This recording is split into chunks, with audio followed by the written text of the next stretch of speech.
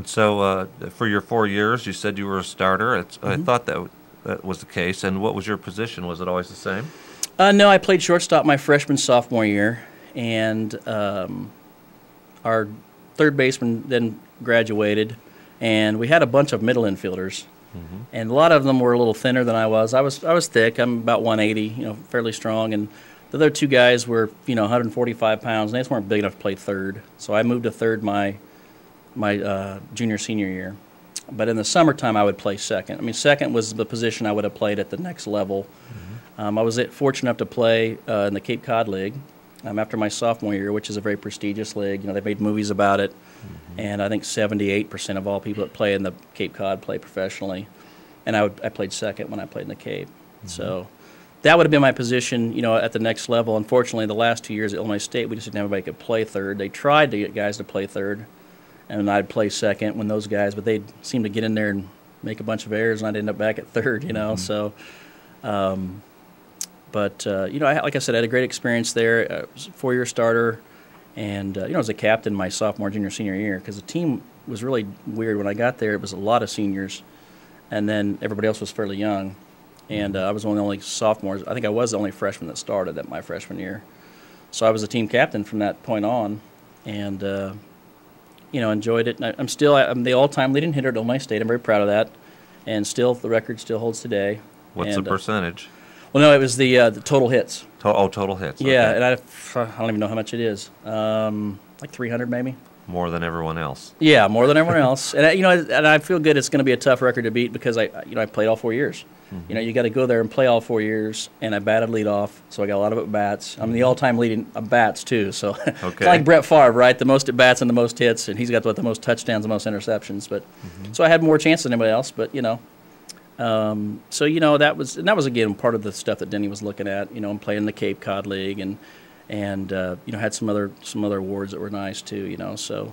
But now, when you said you left baseball after college at Illinois State, it almost sounded as if you were just wanted to get away with it. Was it that, or was it just life's direction took you somewhere else? Well, no, I got hurt. So I got hurt my junior year. I tore my left labrum, which is not my throwing hand; it's my offhand. But diving for ground balls, my shoulder would pop out. So that was the reason why I wasn't drafted.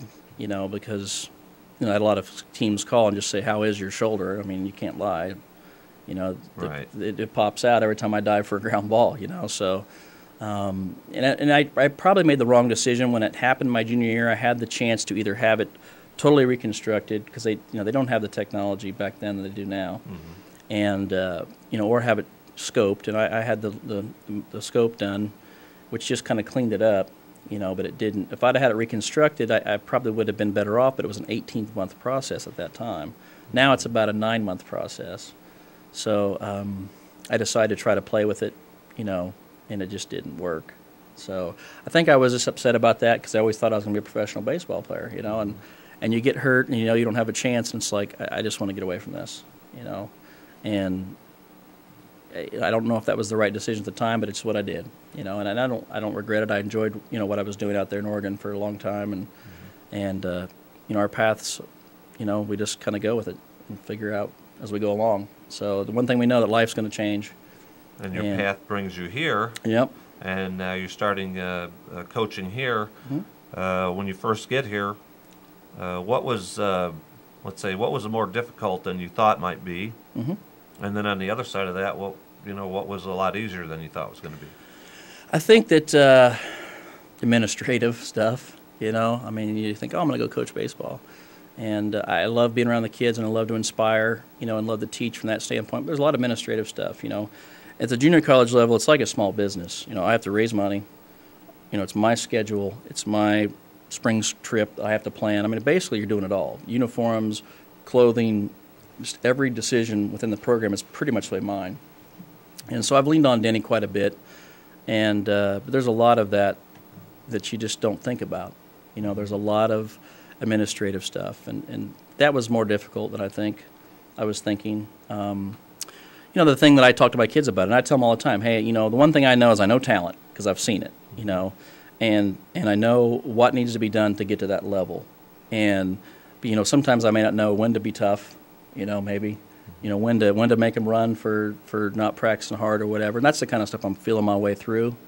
But, you know, I do know, you know, what it takes to play at the major league level because I've played with a lot of guys that played in the major leagues. You know, I mean, you know, the Cleveland Indians manager, you know, is a guy that I played with at Wichita State. You know, I played against a lot of guys. You know, when I was at Illinois State, all 4 years that I was there, we had a team in our conference in the World Series. And that was probably the glory days of the Missouri Valley because you had Gene Henry, who is the GM for the Cubs. He was the coach at Creighton. And you had, you know, Itchy Jones, who ended up at Illinois. He was at Southern at that time. You know, so there was a lot of really good coaches in the Missouri Valley at that time. And, you know, so I played a lot of good ball. You know, saw a lot of players. My roommate, Matt Hergis, still pitches in the major leagues. And so, you know, when you see that level of talent every day, day in, day out, you know what it looks like. And, you know, and I tell the guys, you know, I'm not seeing it yet, or I am seeing it, you know, and I'm pretty blunt about what it takes to get there. And I think you have to be. And now that's the part I think does come naturally to me. You know, I know that part. And, you know, I'm learning my way through some of the other stuff, like I said, on when to be tough, when to let them have a day off.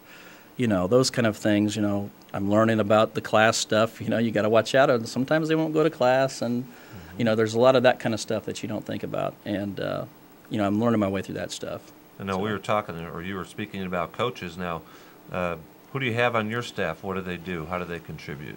Well, when I got when Denny said that he wanted to hire me, I immediately called a guy named Chris Hall. He's from Mattoon, and Chris is a gentleman who was the pitching coach and the recruiting coordinator at Eastern for 4 years, from '97 to 2000. And, you know, he said, yeah, I'd love to help, you know, as much as he could.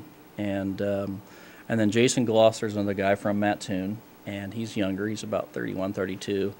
And he pitched professionally. And so Chris did too, by the way, Chris Hall. And so both of those guys are my pitching coaches. I get them both about half the time, and it kind of works pretty good because usually one of them's here, one of them's not here. You know, it's an unpaid position. And Jason's here more than Chris, and Jason made about every practice in the fall, and Chris made 25, 30% of the practices. And now in the winter time, Chris has been here about half the time, and Jason's here 75, 80% of the time. So, you know, those guys, I knew I needed someone to handle the pitchers. You know, my background is hitting, and you know, if you're going to win, you've got to have somebody that can handle your pitchers. And so those guys have been great. I mean, you know, not that I didn't know anything about pitching, but I certainly had not, you know, been at the level that those guys had. And Chris especially being Eastern's pitching coach for 4 years. I mean, he knows exactly, you know, we use their strength program. You know, it's a kind of a combination between Eastern's and Murray State because Jason was at Murray State. And, you know, they know when those guys need to run, you know, when they need to, you know, throw off the mound, when they need a long toss, you know, those things. And, you know, we saw a lot of improvement in our pitchers over the fall. In fact, we saw 3 or 4 kids gain about 4 miles an hour. And, you know, I think that's, you know, a tribute to those guys. So, you know, it was really big, too, because the 2 or 3 guys that gained the speed were guys that were really good pitchers, but, you know, they just quite didn't throw hard enough, you know, to be able to compete at the level we want to compete at. And I think those guys gaining that speed is really going to put them in a position to compete this year. So, but I handle all the hitting and all that stuff, and then those guys handle the pitching. It works out pretty good. So. Hello.